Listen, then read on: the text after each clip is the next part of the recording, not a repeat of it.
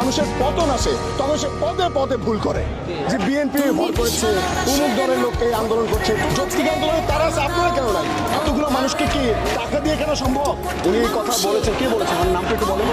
ওয়াহিদুল কাদের বলছেন।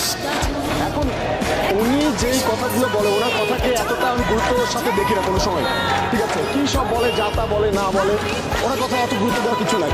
তো উনি যে কাজটা করছেন, প্রত্যেকটা আন্দোলনে, যৌক্তিক আন্দোলনে ওনারা এই একই কথা বলেন, যে বিএনপি ভর করেছে, অমুক দলের লোক এই আন্দোলন করছে, তমুক দলের লোক আন্দোলন করছে। আরে ভাই, যৌক্তিক আন্দোলনে তারা আছে, আপনারা কেন নাই? এই প্রশ্ন আপনারা তো তাদের কাছে করবেন।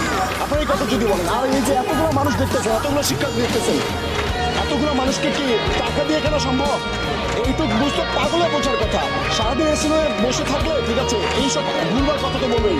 মাথায় আসতে হবে, মানুষের মধ্যে আসতে হবে, মানুষের সাথে মিশতে হবে, দেখতে হবে, বুঝতে হবে, তখন বিবেচনা করে বুঝতে পারবেন এটা